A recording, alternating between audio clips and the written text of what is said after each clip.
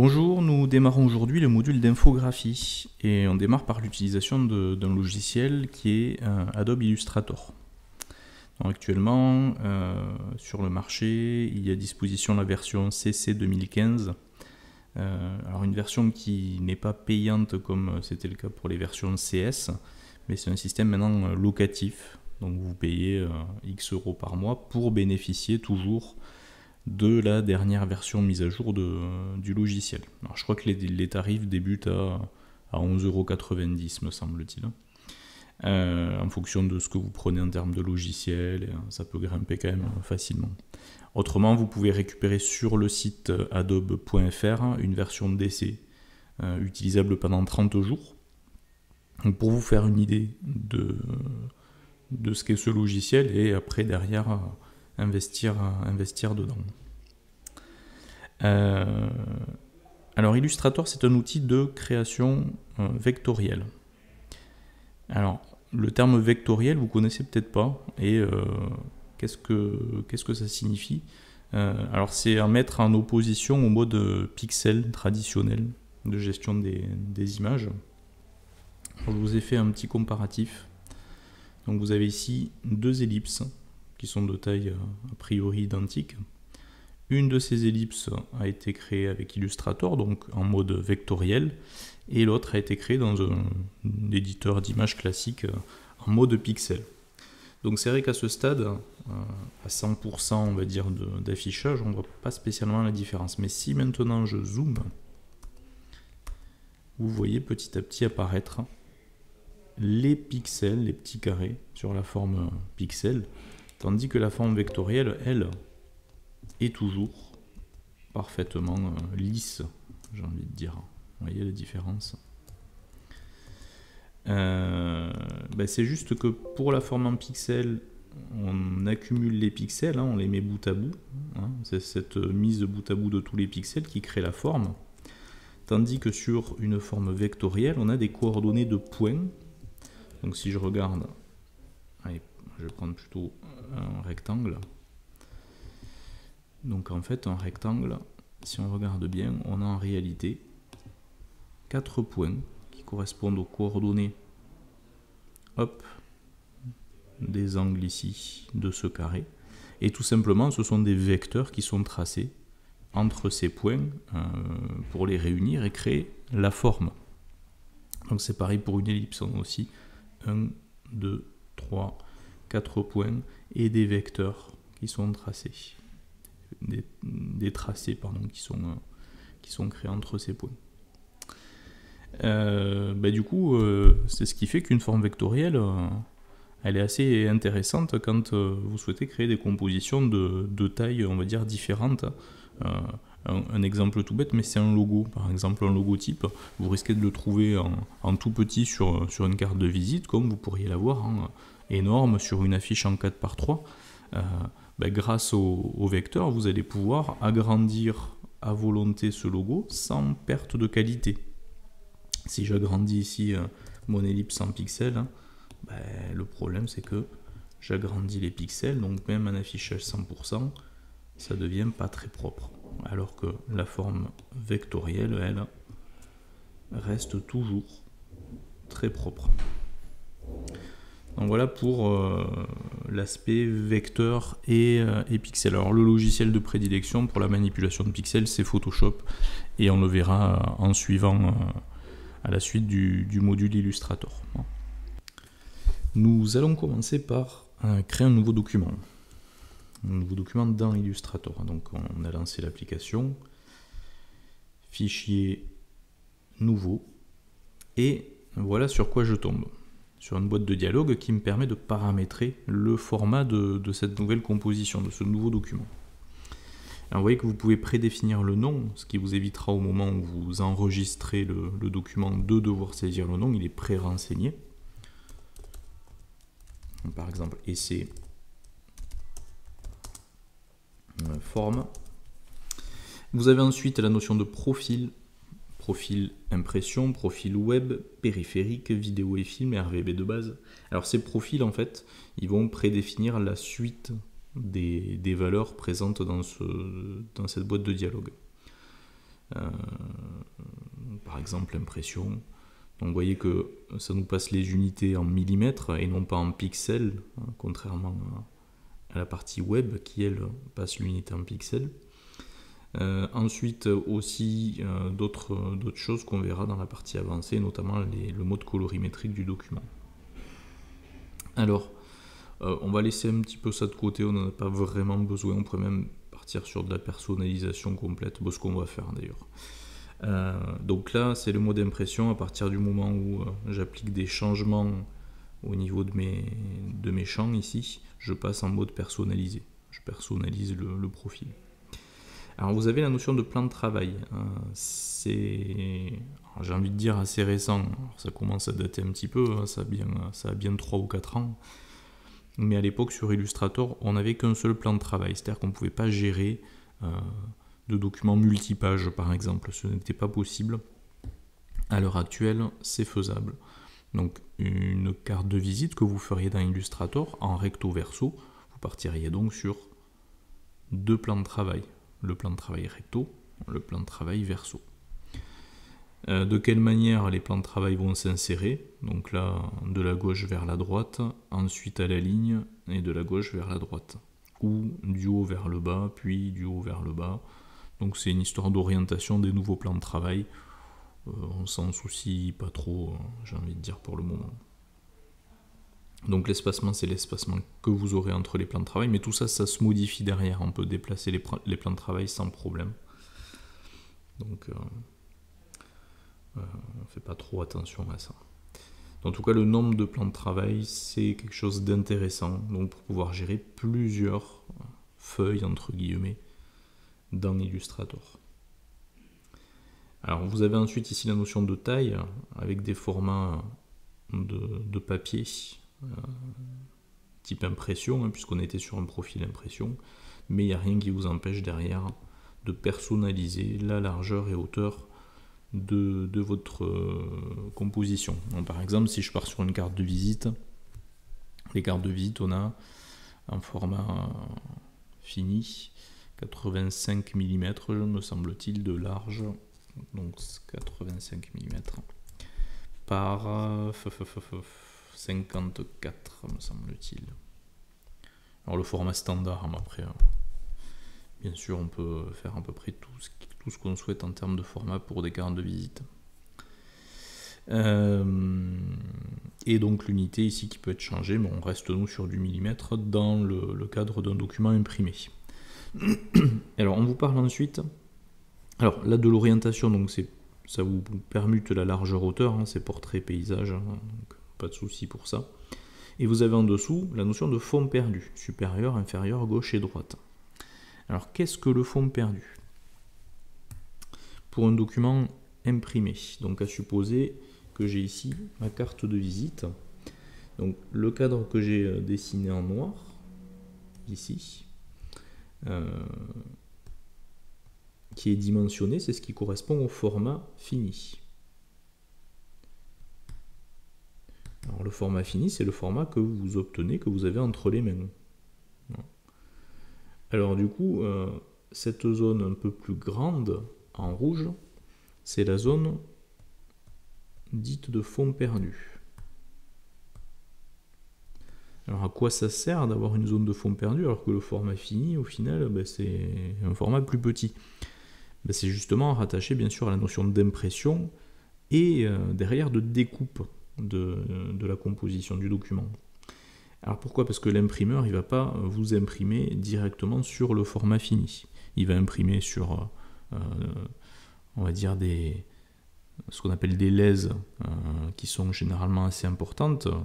Allez, on va dire 1 mètre, 1 mètre 25. Alors la lèse, c'est la largeur de papier, en fait. Donc c'est-à-dire que sur une lèse de 1 mètre 25, il va mettre X cartes de visite côte à côte. Et pareil sur toute la longueur du rouleau, hein, qui elle est beaucoup plus importante. Il faut réaliser une découpe de ces cartes, donc au bon format, au format fini. Et qui dit découpe dit, fatalement, il peut y avoir un décalage, un micro-décalage de découpe. Donc par exemple, en vert, je vais vous dessiner ce qui pourrait être le résultat d'une découpe faite par l'imprimeur. Alors il faudrait vraiment que l'imprimeur se soit bien raté quand même. Mais vous voyez, il peut y avoir un décalage au moment de la découpe. Mais auquel cas, si vous avez prévu un document avec fond perdu, ben à ce moment-là, la découpe se fait au niveau du fond perdu. Et si vous avez pris soin, par exemple, vous aviez une forme, on va dire, orange, qui normalement était ici dans l'angle, si vous avez pris soin de prolonger cette forme orange jusque dans la zone de fond perdu, à ce moment-là, même si la découpe est un petit peu ratée, ben vous aurez quand même ici la couleur qui sera présente et non pas une bande blanche qui aurait été bien sûr de suite visible, détectée. C'est à ça que servent les fonds perdus, c'est à rattraper les erreurs à rattacher liées à la découpe du format fini. Et de la même manière, attention, vous devez aussi prévoir à l'intérieur du format fini, je le fais en pointillé, une zone qu'on pourrait appeler les marges du document. Et c'est à l'intérieur de cette zone, alors on appelle ça la zone tranquille aussi, c'est à l'intérieur de cette zone tranquille que vous devez mettre votre texte. Et jamais en dehors de la zone tranquille, justement pour éviter, en cas de découpe, vous voyez, comme ici, de découpe décalée, ben, malheureusement de découper le texte. Là, si vous avez une zone tranquille, vous savez que le texte ne craint rien suite à l'utilisation du massicot, donc à la découpe. Donc voilà en ce qui concerne la notion de fond perdu. Alors la valeur du fond perdu varie en fonction de l'imprimeur que vous sollicitez. On va partir nous sur 2 mm de chaque côté en fond perdu. Alors vous avez ensuite la partie avancée, et dans la partie avancée, la première des choses ici c'est le mode colorimétrique utilisé par le document. Et vous en avez deux, vous avez le mode CMJN et le mode RVB. Alors le mode CMJN, signifie cyan,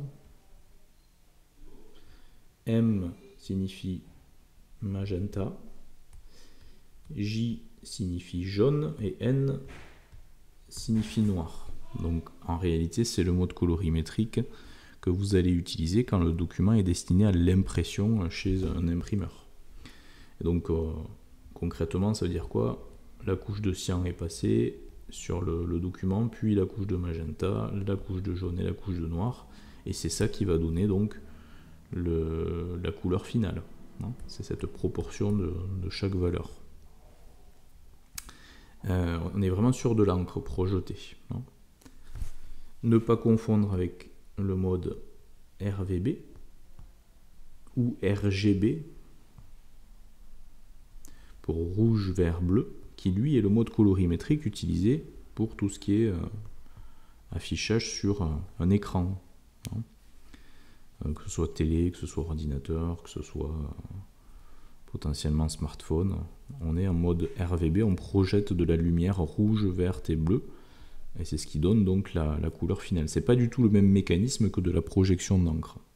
Alors d'ailleurs, quand vous êtes en mode RVB, vous avez des couleurs qui peuvent être beaucoup plus flashy, j'ai envie de dire pétantes, puisqu'on est sur de la lumière projetée, ce qui n'est pas le cas avec du CMJN. On ne peut pas avoir une couleur, on va dire, fluo en CMJN. C'est pas possible. En tout cas, pas aussi lumineuse qu'avec le RVB. Alors on peut faire le test d'ailleurs, rapidement. Je me mets en RVB. Je me mets en RVB, autant pour moi. Rapidement.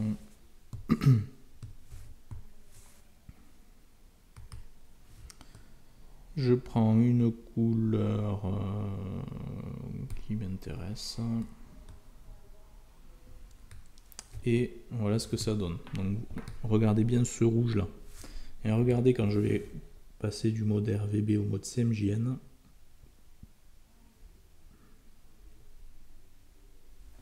Je ne sais pas si vous visualisez, regardez. Là on est en RVB.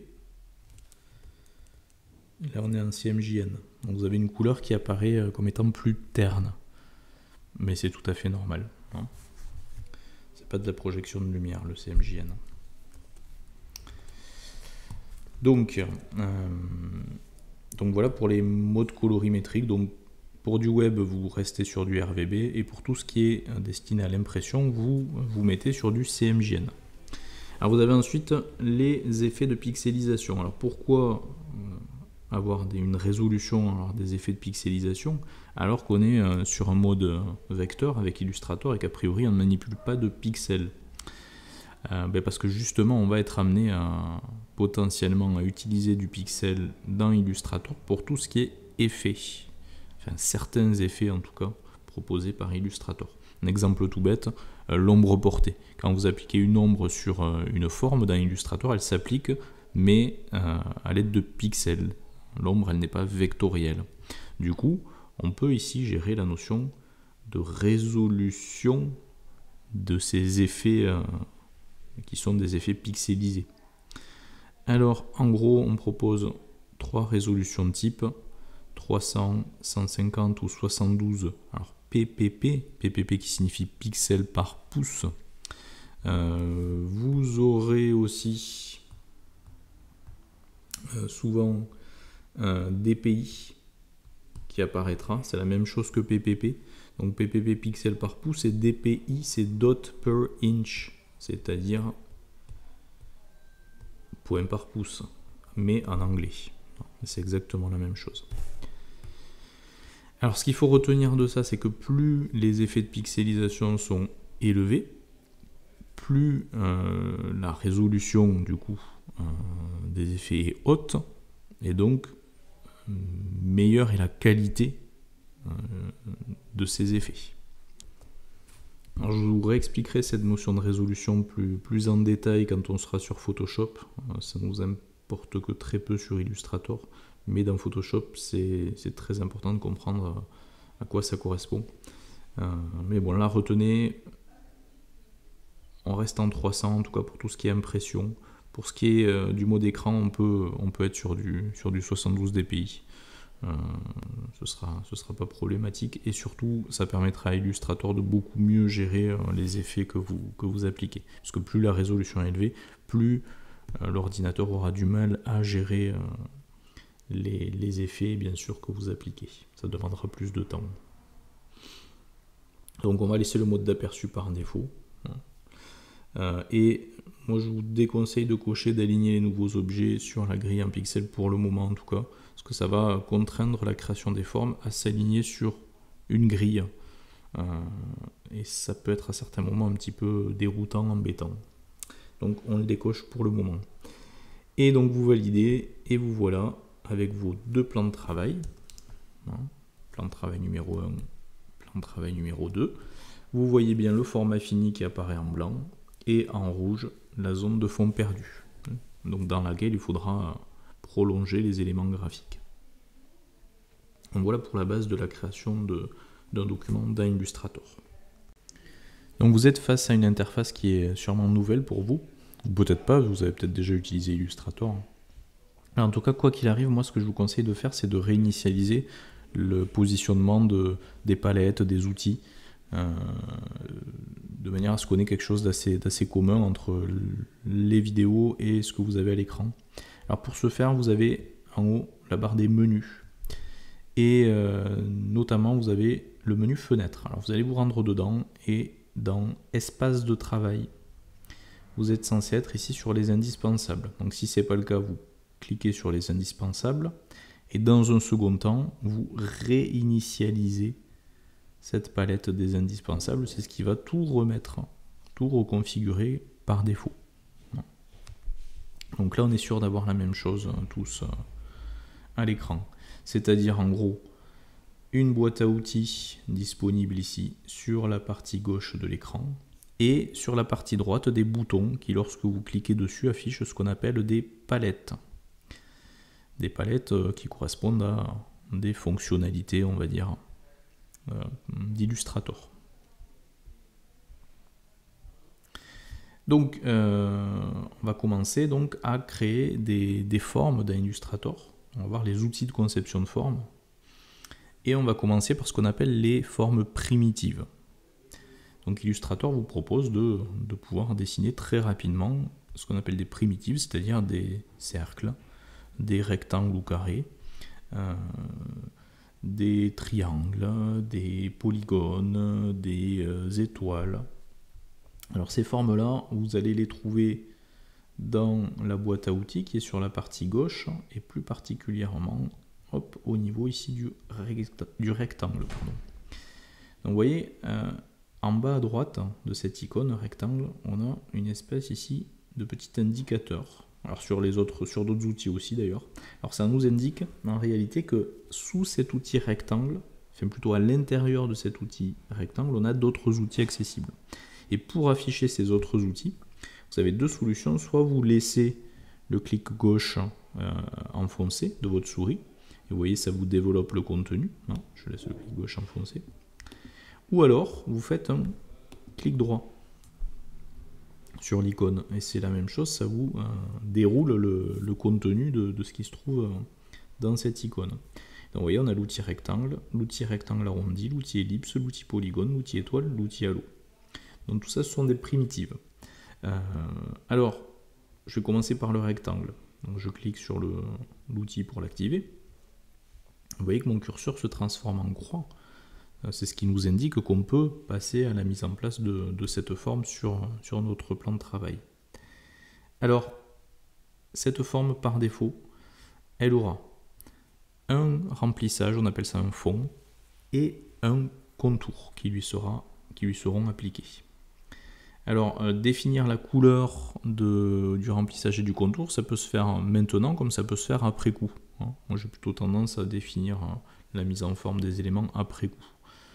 En tout cas, qu'est-ce qui vous permet de définir ça? Deux choses possibles, soit les couleurs que vous avez ici en bas de la barre d'outils, et vous avez ici la couleur ici de fond qui est définie à blanc par défaut, et ici la couleur de contour qui est définie à noir.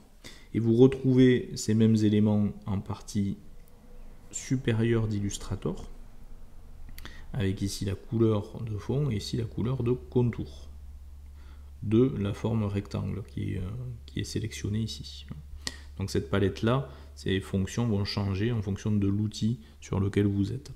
Donc ça veut dire que là, je vais tout simplement, en maintenant le clic, tracer, vous voyez, un rectangle. Je relâche le clic quand j'estime que c'est bon. Et ce rectangle sera donc fond blanc et contour noir. Alors vous voyez peut-être pas que le contour est noir, vous le voyez peut-être bleu. Ce qui est normal, c'est parce que vu que je viens de tracer ce rectangle, il est sélectionné. On dit qu'il est sélectionné. Et une sélection, c'est tout simplement le fait de faire ressortir, vous voyez là, en l'occurrence des poignées. Et du coup, un tracé bleu qui correspond à la forme de ce rectangle, de cette forme.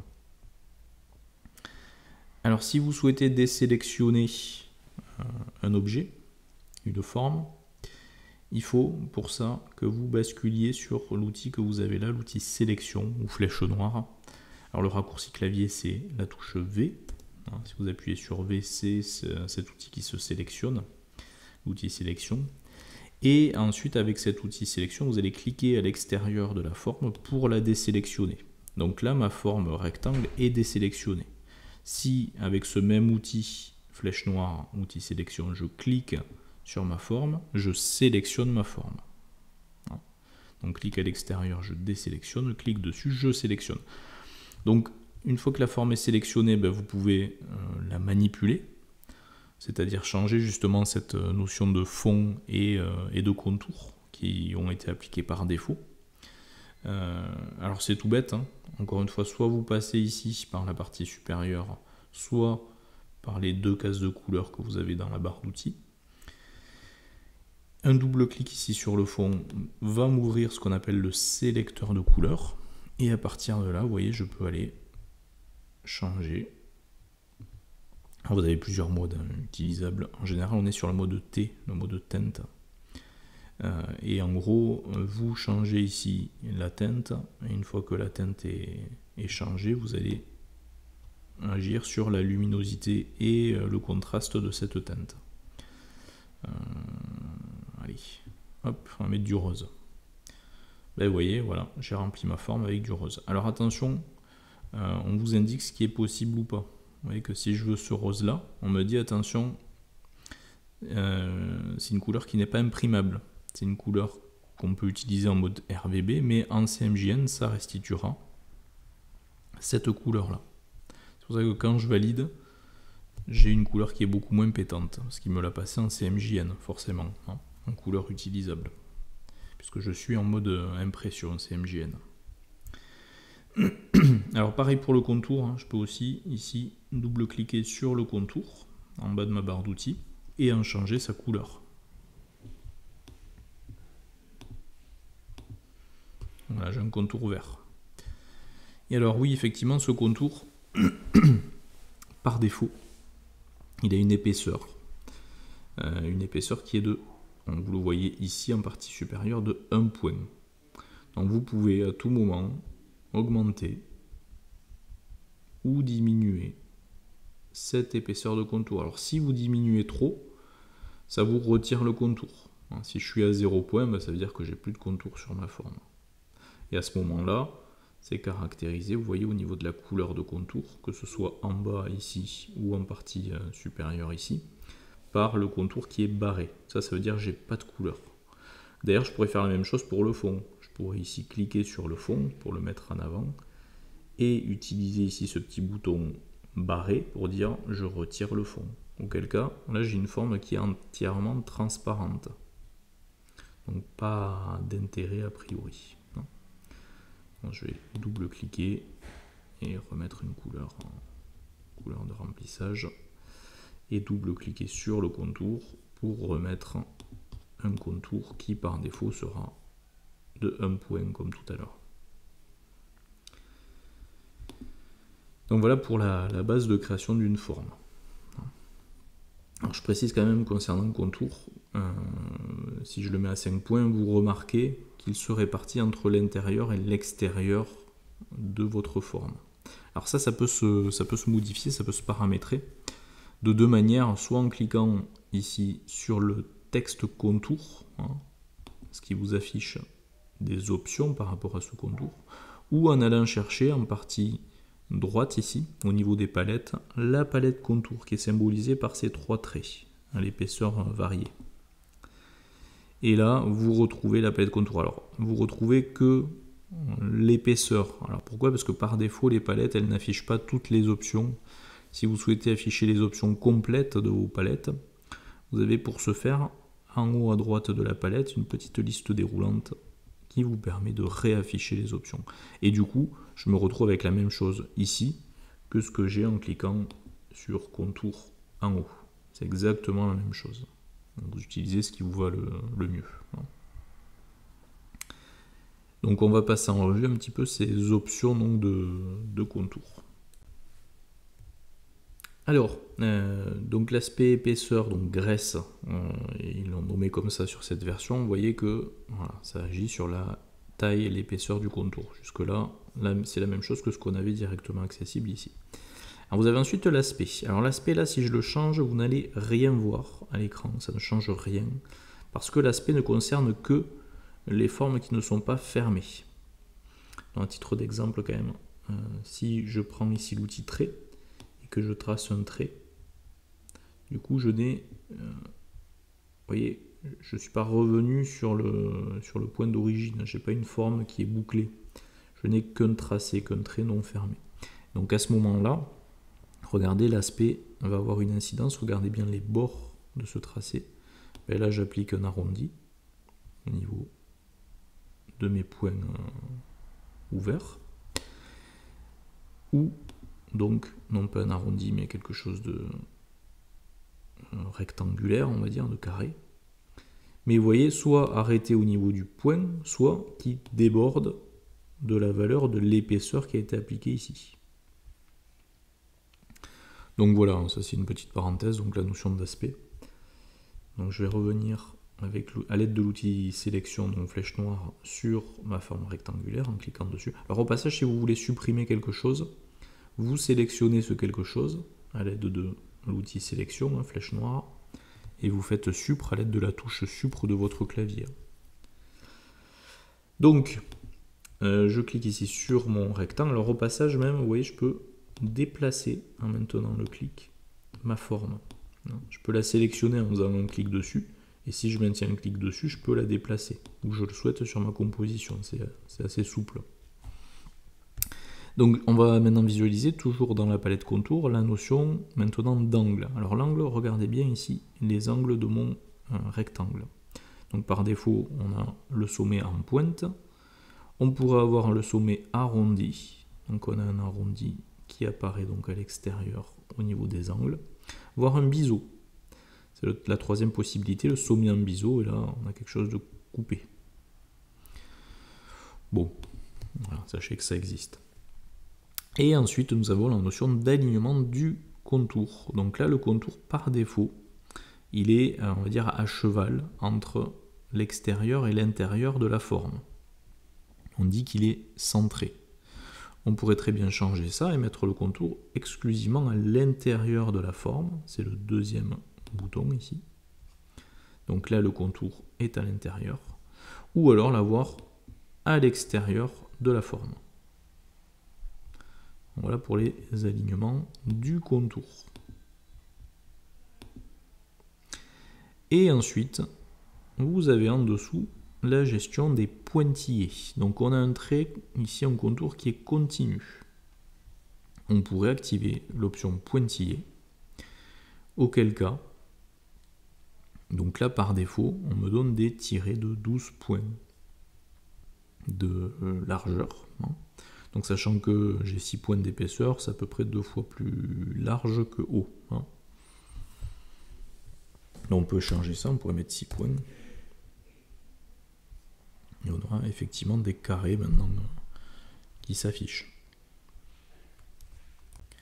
Je précise quand même que par défaut, quand vous mettez qu'une valeur au niveau de tiré, l'espace prend la même valeur que le tiré.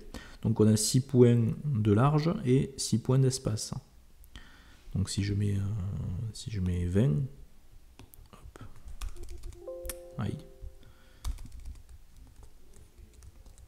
C'est-à-dire que j'aurai 20 points pour le tirer et 20 points d'espacement. Donc si vous voulez régler ça, tiens, 6.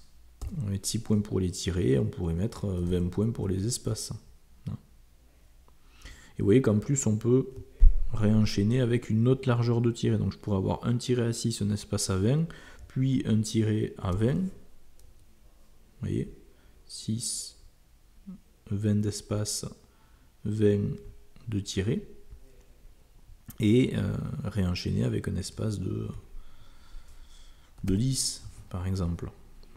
Donc 6 de tiré, 20 d'espace, 20 de tiré, 10 d'espace. Vous pouvez créer un motif de cette manière-là. Bon, c'est pas très intéressant vu comme ça. Alors si vous voulez par contre des petits points, tiens, au niveau de la bordure, vous allez jouer avec les pointillés. C'est-à-dire que vous allez partir sur, hop, par exemple, voilà, un tiré, voilà, on a un carré là, on a des carrés en motif. On va partir sur un tiré de 0 points. D'accord. Et on va appliquer à ce tiré de 0 points la notion d'extrémité arrondie. Donc résultat, on a 0 points, mais on a un arrondi à gauche et à droite de ce point-là, qui fait 0, de la valeur de l'épaisseur. Donc au résultat, ça nous fait des petits ronds, des petits points. Donc il ne vous reste plus qu'à gérer la notion d'espace pour en avoir plus ou moins au niveau du contour. Vous avez ensuite la notion ici de flèche. Alors ce ne sera pas forcément visible ici. Alors si, ça se voit quand même. Je vais plutôt le faire sur le trait comme tout à l'heure. Parce que c'est plutôt sur des traits que ça va se faire. Donc je reprends mon outil trait à partir de ma boîte à outils. Je vais tracer un trait. Donc par défaut, vous voyez qu'il me reprend le style, on va dire, la mise en forme appliquée précédemment à ma forme. Alors je peux réappliquer une mise en forme par défaut à cet élément très rapidement en cliquant ici en dessous des cases de couleur sur ce petit bouton fond et contour par défaut. Et là ça me remet donc un remplissage blanc et un contour noir d'un point d'épaisseur par défaut. Alors tout ça pour faire quoi? Pour appliquer des flèches. Donc vous voyez qu'ici on a les flèches des extrémités. Donc par exemple, je vais prendre, il y a plusieurs styles qui sont proposés. Prendre le style flèche 7. Vous voyez que ça me l'applique ici au premier point de mon tracé, parce que je suis sur ce premier type de flèche, et je pourrais faire la même chose de l'autre côté. Avoir même un autre type de flèche, voire utiliser carrément, alors je ne sais plus comment on appelle ça d'ailleurs, vous me rappellerez le nom si vous le connaissez. Voilà les extrémités des flèches par exemple. Vous avez bien sûr ici la notion d'échelle, c'est-à-dire la taille de chaque élément. Hop. Vous voyez, on agrandit ou on réduit ces extrémités. Les alignements, donc par défaut, ça s'arrête au point. Donc c'est à l'intérieur du tracé, mais ça pourrait être aussi à l'extérieur du tracé, donc après le point que se met la flèche et le bout de la flèche.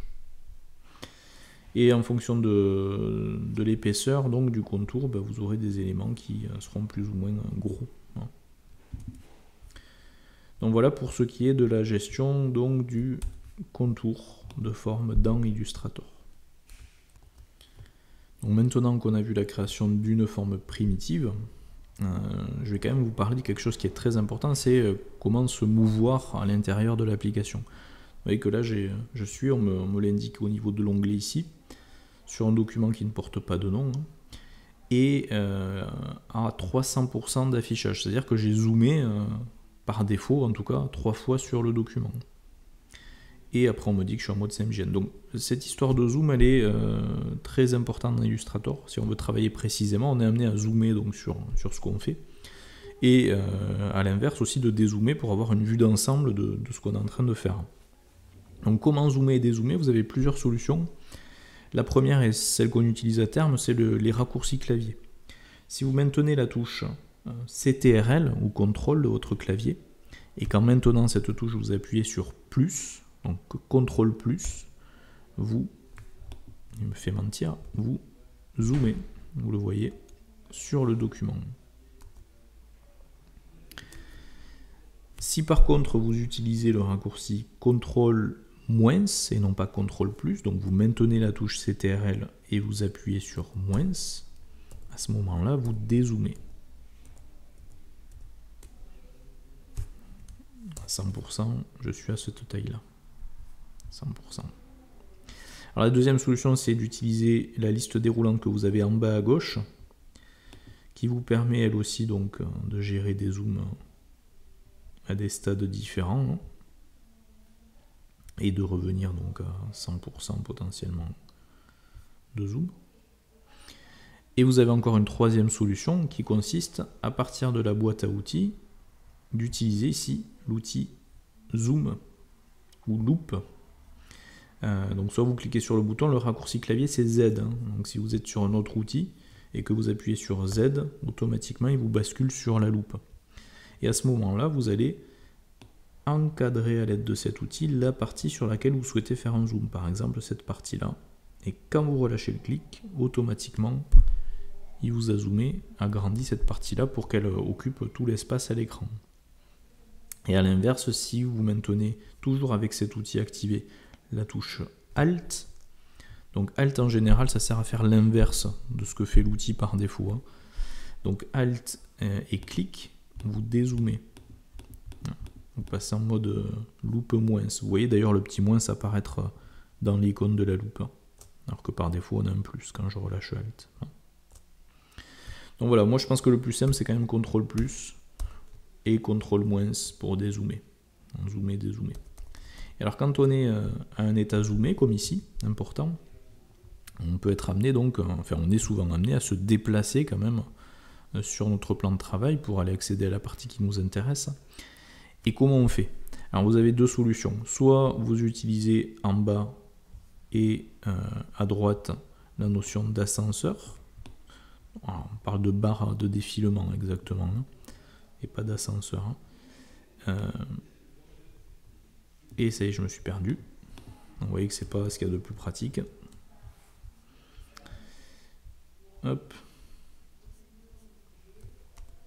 Donc vous pouvez utiliser les ascenseurs, hop, vous voyez, on monte, on descend, on va à droite, on va à gauche. Mais il y a beaucoup plus simple, c'est d'utiliser un raccourci clavier, qui est la touche espace. Donc vous voyez que quand je maintiens la touche espace, j'ai une petite main qui apparaît. En fait, c'est le même outil que celui que vous avez ici, l'outil main. Et en maintenant espace, donc j'ai cet outil main qui apparaît et je peux à ce moment-là me déplacer en maintenant le clic dans ma composition. Et à partir du moment où je relâche espace, je rebascule sur l'outil que j'utilisais précédemment. Voilà, ça c'est vraiment la base pour pouvoir travailler correctement en état zoomé, dézoomé dans Illustrator. Nous allons maintenant passer en revue les autres formes, en essayant à chaque fois d'apporter quelques précisions par rapport à ces formes. Alors déjà, juste pour revenir sur le rectangle, donc là j'ai tracé tout à l'heure un rectangle, pardon, en maintenant le clic et en traçant, donc pas de souci. Avec l'outil de sélection, je vais cliquer sur celui-là et le supprimer. Voilà. Alors sachez que avec l'outil rectangle activé, donc vous tracez un rectangle et si au moment où vous tracez, donc le clic étant enfoncé toujours, vous relâchez pas le clic, si à ce moment-là vous maintenez la touche Shift enfoncé, alors la touche Shift c'est la touche en dessous de la touche de verrouillage de majuscule, c'est la touche de majuscule temporaire si vous voulez, la touche Shift, petite flèche qui pointe vers le haut. À ce moment-là, vous êtes sur la création, vous voyez, d'un carré, en fait, et plus d'un rectangle. Si je relâche Shift, hop, je fais un rectangle. Si je maintiens Shift, hop, je suis sur un carré. Donc ça, c'est valable pour toutes les autres primitives, mais je vous le redirai. Alors aussi, vous remarquez que le point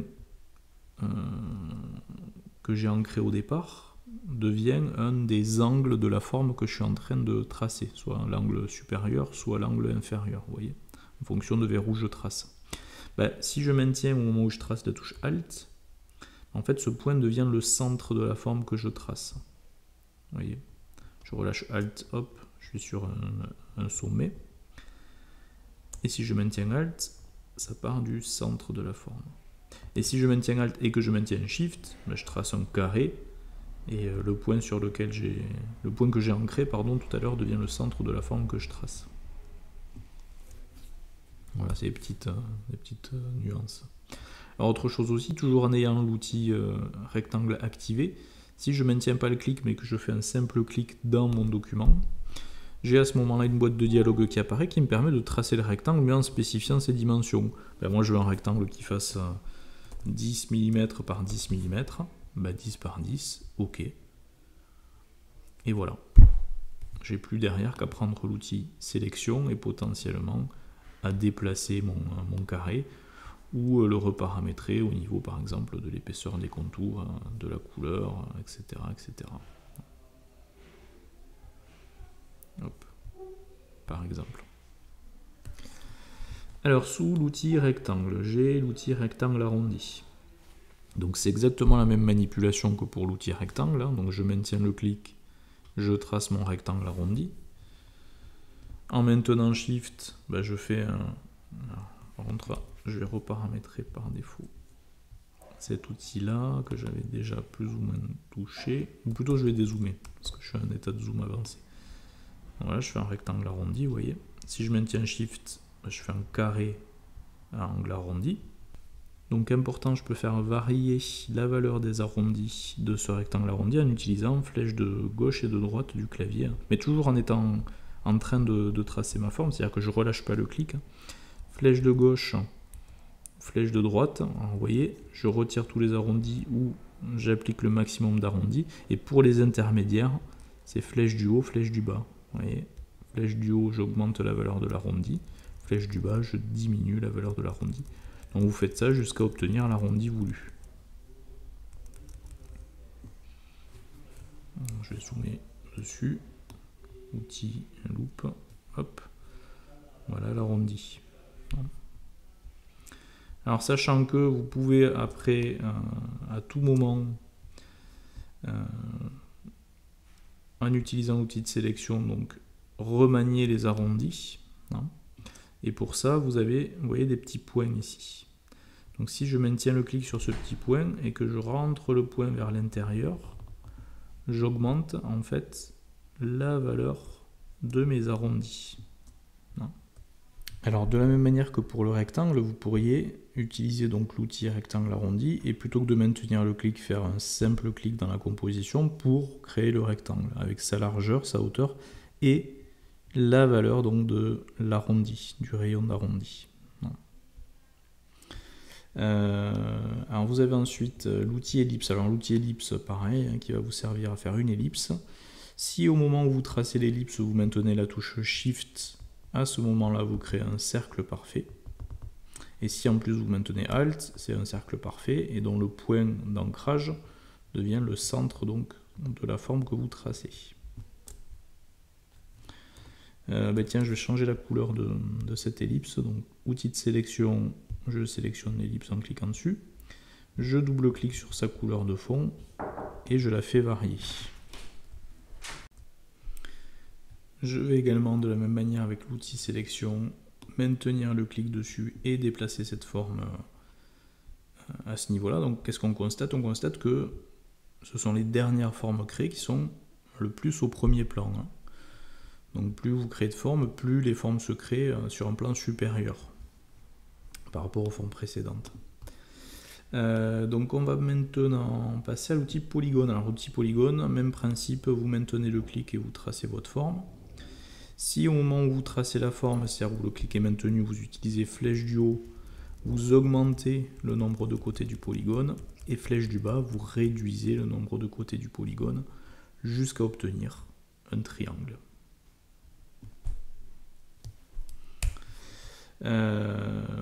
Tiens, je vais le laisser et je vais changer sa couleur.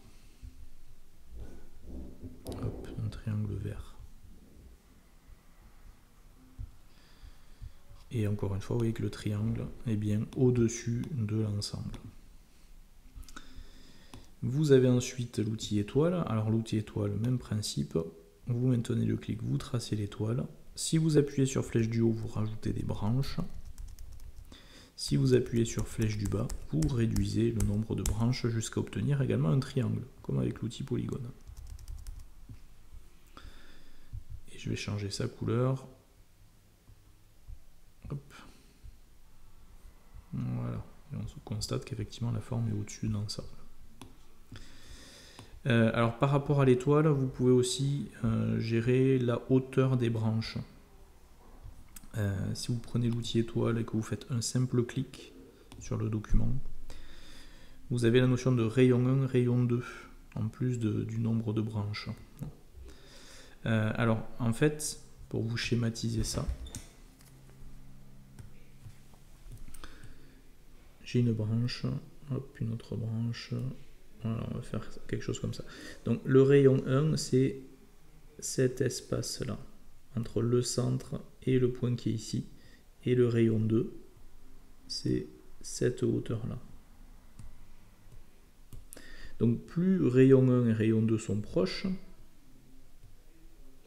moins les branches vont être hautes. Donc si je mets donc, le rayon 1 à 9, le rayon 2 à, allez, on va dire à 8, ben voilà ce que ça me donne. Vous voyez qu'on a des branches qui sont vraiment pas hautes du tout. Voilà la petite nuance. Alors comment gérer les plans après? Par exemple, moi j'aimerais que cette étoile ne soit pas au-dessus, mais soit entre le rond par exemple et la forme rose.